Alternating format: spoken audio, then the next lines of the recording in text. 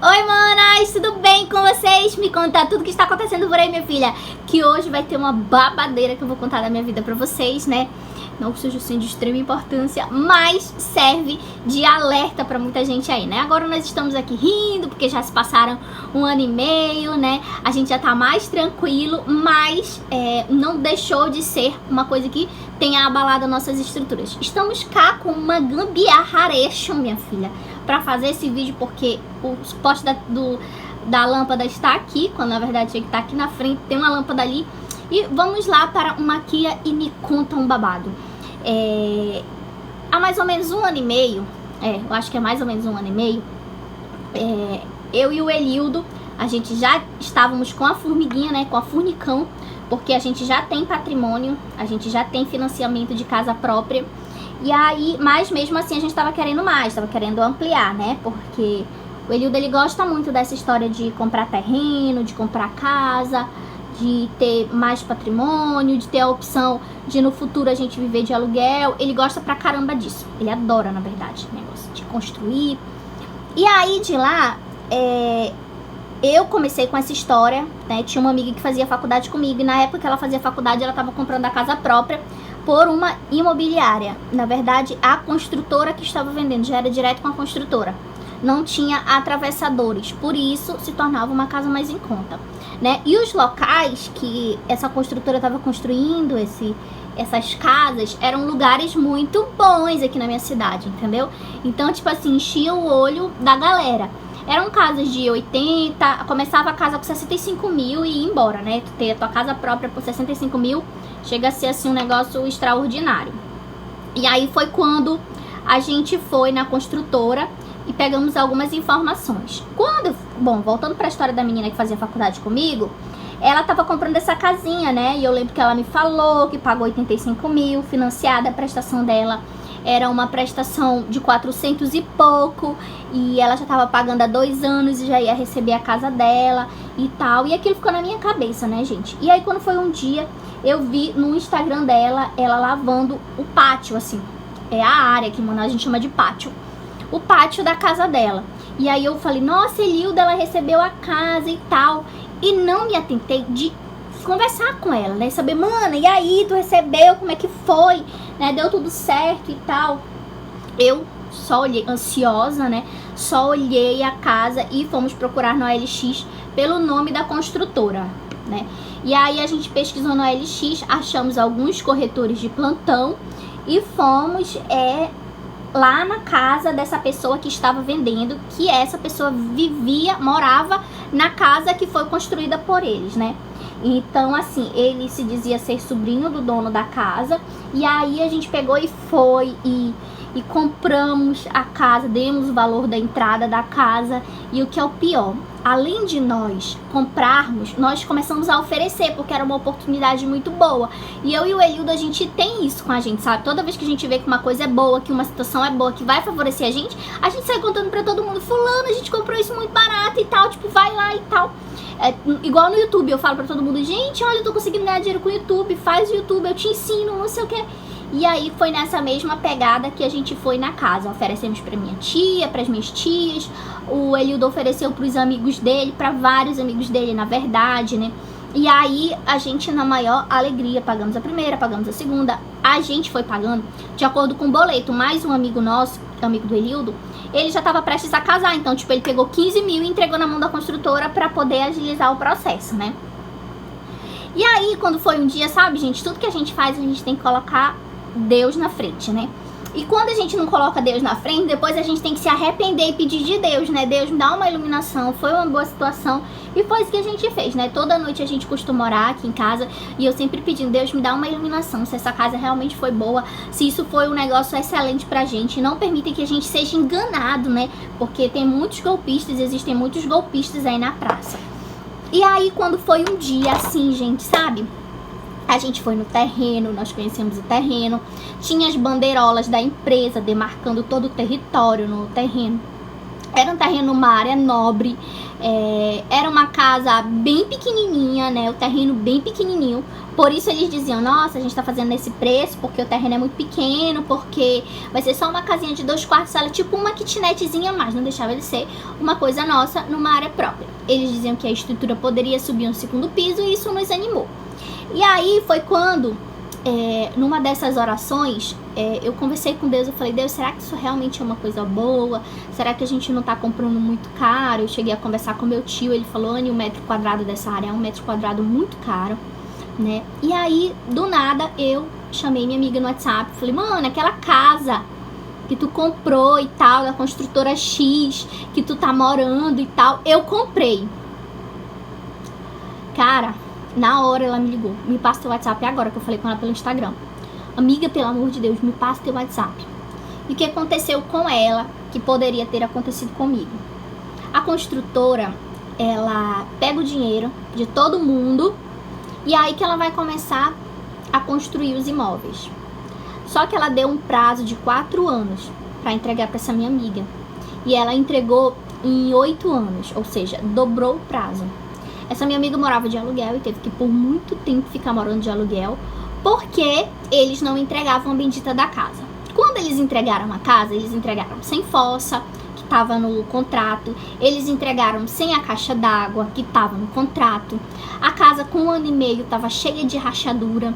A casa foi construída, teria que ser construída numa época de seca, para poder não abalar a estrutura, e ela foi construída num período de chuva, então a estrutura da casa estava completamente comprometida. Tinha trincas na casa de um dedo, assim, que você conseguia ver a luz do outro lado. E isso preocupou muito ela, porque eles não queriam se responsabilizar, eles não queriam, e ela continuava pagando, né? E aí ela teve que entrar na justiça. E não que é bom, né, gente? Porque advogado é caro, a justiça, ela, infelizmente, são muitos processos, muitas ações rolando ao mesmo tempo, e isso faz com que o sistema fique lento, né? Então, assim, ela ficou morando numa casa correndo um risco, né? E futuramente ela teve que sair da casa para que a casa fosse reformada. A reforma foi toda feita por ela. Esse cara tinha milhões de processos. E, gente, o que mais me deixa pasma em relação a essa situação é que eu, sendo uma universitária da área do direito, eu sempre vendo essas coisas na faculdade de golpe, sempre os professores deixando a gente em alerta, sabe? A gente sempre estudando isso. Mesmo assim, eu deixei passar. O meu sonho era mais alto. Eu, depois que assinei o contrato, que fui realmente investigar, na verdade eu investi, né? Eu tinha que primeiro investigar para depois comprar. Eu primeiro fui comprar para depois ir atrás da reputação da empresa, né? E aí eu comecei a cada vez mais pesquisar. Na época eu trabalhava num órgão que eu poderia, numa secretaria que eu poderia ter acesso a algumas coisas, e fui investigar a empresa. E aí foi assim como se o mundo tivesse caindo, gente. O mundo caiu quando o meu chefe falou, nossa, você caiu num golpe. Eu fiquei meia hora parada, eu não conseguia acreditar. E além do dinheiro que eu tinha investido, eu tinha dado a minha palavra para os meus amigos, e eu tinha falado para os meus amigos, tinha dinheiro da minha mãe, tinha dinheiro da minha tia, tinha dinheiro de pessoas da minha família, que são pessoas, sabe, que me doía muito ter que contar para aquelas pessoas que nós tínhamos caído num golpe. E aí foi uma lenda pra gente conseguir. Eu sou muito grata a Deus, fruto de muita oração, a gente conseguiu tomar uma parte do dinheiro, né?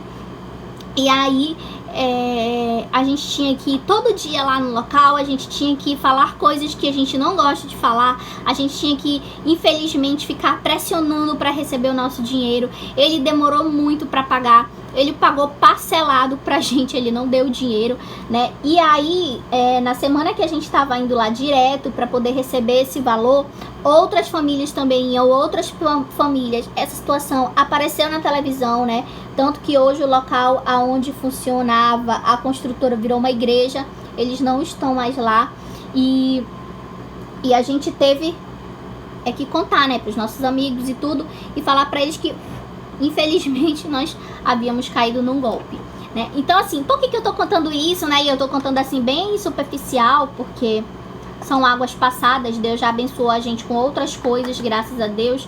Mas é só para deixar de alerta para vocês que muitas vezes a gente é levado pelo sonho, muitas vezes a gente não quer escutar a voz das pessoas mais velhas da nossa família, porque tem muita gente na minha família que conhece pessoas de construtora que poderiam indicar casas de confiança pra gente. A gente foi da nossa cabeça, assim, sabe? A gente não foi atrás saber da reputação da empresa, a gente simplesmente foi, achou legal, compramos, assinamos e já pagamos o dinheiro, sabe? Não é uma construtora grande, não é tipo uma Direcional, uma Capital Rossi da vida, não. Acho que talvez até se a gente tivesse economizado para comprar de uma dessas construtoras, a gente teria hoje um patrimônio, mais um patrimônio em mãos, né? Porque a gente já tem, a gente teria mais. Então, é isso, sabe, manas? Que sirva de alerta para todas nós e que a gente possa não agir com a emoção, né? O que eu mais falei pro Elildo depois que a gente descobriu foi que a gente agiu com a emoção. E é assim que eles vão ganhando as pessoas, na emoção, sabe? Eles ficam, o sonho da casa própria, você vai ter sua casa própria, você vai sair do aluguel. E a gente nem morava de aluguel, né, gente? A gente paga financiamento já. Então, foi nessa pegada que eles... mais um patrimônio, né, que a gente poderia ter, mais um patrimônio que a gente poderia alugar. E assim, foi muito dolorido pra mim, muito dolorido pro Elildo. Na época eu fiquei muito mal, eu até perdi peso, eu chorava, porque eu tinha caído num golpe, né, gente? E aí... Deixa eu passar batom aqui, minha filha. Esse batom da Bruna Tavares já tá no amém. Não tem mais nada, mano.